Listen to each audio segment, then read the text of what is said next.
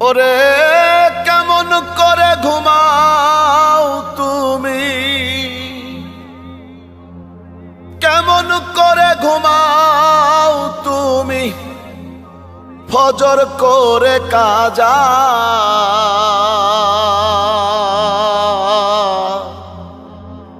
এমনও তো হতে পারে জোহরে জানাজা তোমার, এমনও তো হতে পারে জোহরে জানাজা। মুসলিম হয় না জন্ম নিলেই মুসলমানের ঘরে, কাফের মুমিন তফাতটা হয় সালাতের উপরে। হে